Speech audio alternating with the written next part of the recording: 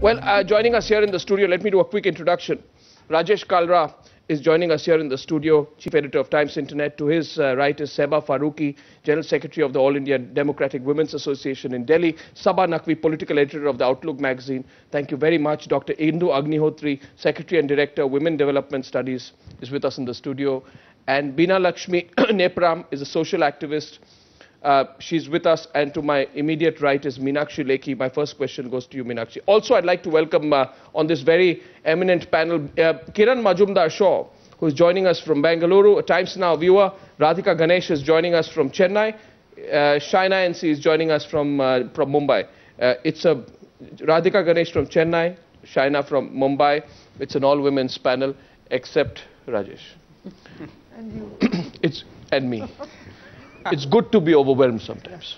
I want to first begin by asking you, let me go across to Kiran Majumdar-Shaw of The Voice from Bangalore first. Ms. Shaw, you have been seeing this outrage. Do you feel that this was just waiting to happen? And perhaps not just in Delhi, but in many of our metros, many parts of India, that this will lead to some kind of a new awakening perhaps? Are you optimistic about this? You know, Arnab, first and foremost, I feel ashamed to call myself an Indian today. First and foremost, I feel that we've become a depraved, lawless and shameless society which has no respect for its women. We call ourselves a motherland, and is this the way we treat women in our country? I mean, what have we been reduced to? It has to start with really asking ourselves this very serious question: what is wrong with our society? So, you know, apart from looking at what the police have to do, and certainly I think there is a lot to be done in terms of bringing about a law-abiding citizenry, I think it's extremely important for us to look at ourselves and say, what is going wrong in our society? I have never seen this kind of unseemly and horrific behavior on the part of anybody.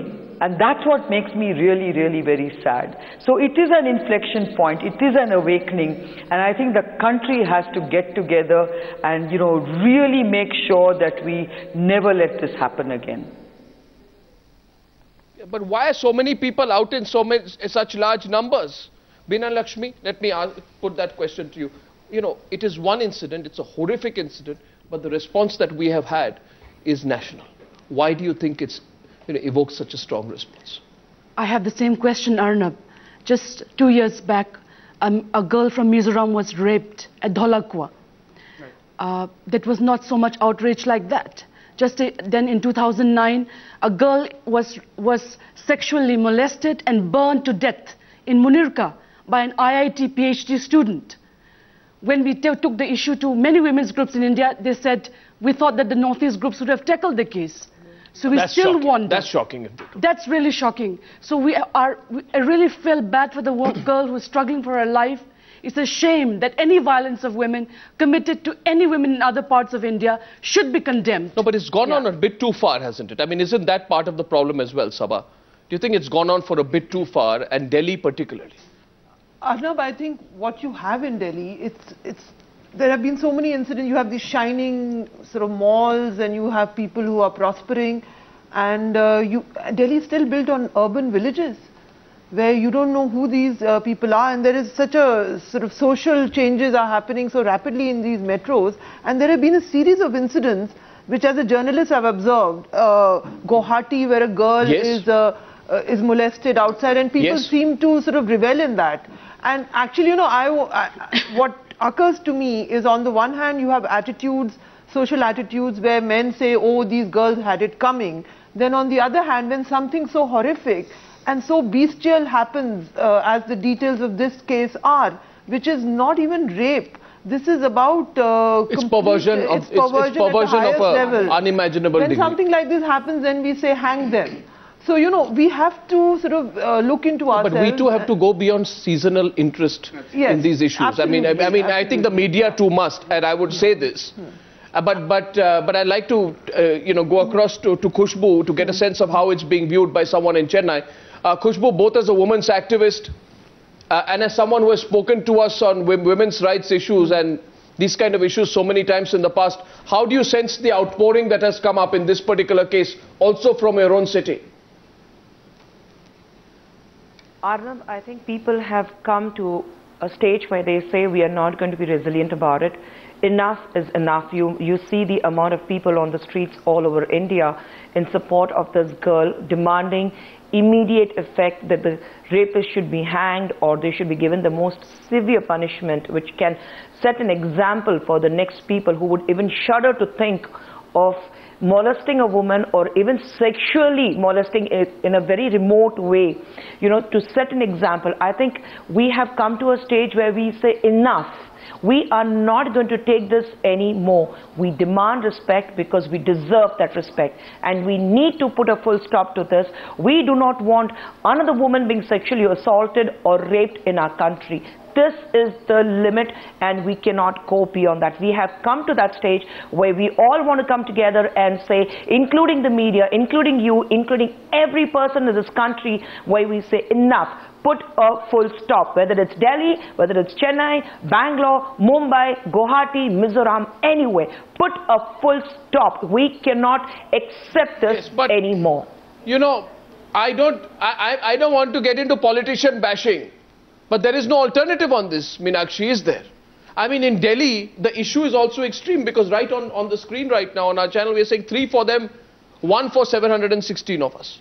How fair is that? No. That kind of, focus. Is the Delhi police a private army for the VIPs? Is there any doubt about that now? No, I think we've been, I have lived in this city all my life and I can recall, and as you rightly pointed out, that time for media also to go into recall mode.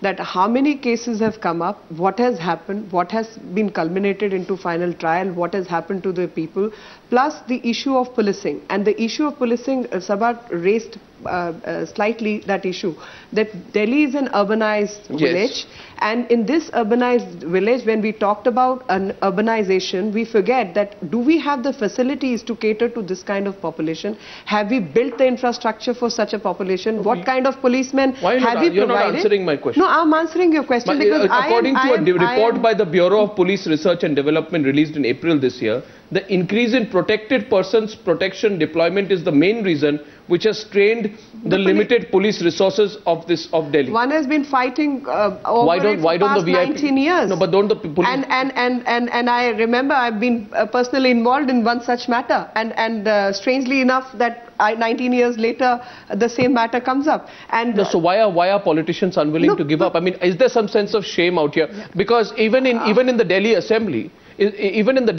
when this issue was raised, Sheila Dikshit immediately stands up and says, oh my God, did a politician get attacked? Was a politician, MLA, hurt? I give a promise on the floor of the Delhi Assembly that I will spend revenue from the state government to ensure security to every single MLA in this assembly. No, that is, I think, playing to the gallery. She's playing to the gallery, and even you're not saying it. She's playing to the BJP gallery as well. No, she's not playing to the BJP gallery. I want to bring out another issue right now. The issue was when the kids were protesting in front of her house today, the water cannon and they were lathi charged. I'll put the pictures up there. And a situation like this, when these young students, unarmed and only willing to project the state of affairs in the city, are protesting, I think the least a politician can do is go up to them, meet them, understand their point of view, give them assurance, and even that has not been done. And so right now, as I go to Rajesh, we'll put 2 sets of pictures of Rajesh. One is what is, that's what angers the people more, I think. Yeah. Because many of the people who got water cannoned, I can tell you, are there at India Gate now. Obviously. It's not going to stop their resolve. These are young people, they will fight and they will fight back. And it's not a political force, is it, Rajesh, which is raising these questions. It's not CPM or BJP out to embarrass Sheila Dikshit. All of them. Rajesh? See, perception management is so important. I don't think our politicians realize that at all. Look You're saying this in the context of the pictures being played right now. Go ahead. No. You can't see them, but it's on the screen. The way in which the protesters were treated. No, but why I'm saying this is, look at Ireland. less than a month ago, they realized there was an international outrage. They actually have gone ahead and done something. They actually go and do something proactively because the world realizes that this is not the right thing to do. Hey, we sit on it, we will make, pious platitudes, all these statements. 20 days down the line, everybody will forget about it. That's what the fear is. No, and it has to be beyond lip service. Concrete things have to be done. This is what I think Kiran said right in the beginning, asking why is it that, it's not that it's the first rape in the country, the first rape in the city, it keeps happening. But like the anti-corruption movement, people have had enough. They are absolutely sick of it all. Can I just get all the panelists? I'm coming back to you. I think the problem also is that politicians go into victim mode very quickly. Completely. And I'm sorry to say this, women chief ministers have gone into this victim mode. Mamata Banerjee's reaction to the Park Street rape case was, oh my God, they are after me again. And the media has, is on the payrolls of the left parties and they're after me. She failed to see the issue in its right perspective. I fear Sheila Dikshit also perhaps is in victim mode. What do you think, Shaina? Let me start by saying that I think it's absolutely appalling that there's no fear of law, because time and again we've seen that these molesters, rapists just get away and get away scot-free. Look at the reaction from a Sheila Dikshit. What has she said? She said that, in Delhi now we're going to have CCTV cameras. Is that the kind of approach you want when you have an incident such as this? Look at Sushil Kumar Shinde yesterday in Parliament, where he says that this is the rarest of rare, so we will have a fast-track court.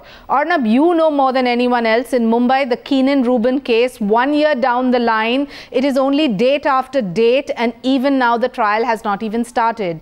If you're going to give this special status to this case, it's great. But what about the 40,000 cases that are still pending, where there are no questions, no answers? And look at the conviction rate.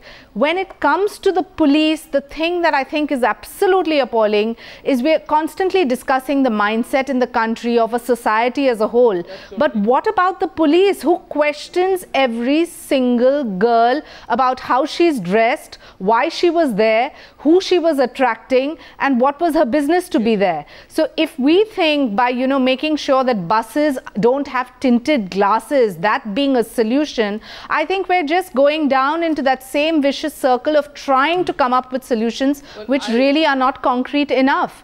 So if you have to make sure... I find that none of the politicians here, with all respect, there are two from the BJP on this panel, but I don't see an open-mindedness in either of you. Open-mindedness. To acknowledge Arnab, they should not have security at all. Politicians. And also to politicians, as in, today in Parliament, there was no time to discuss this issue.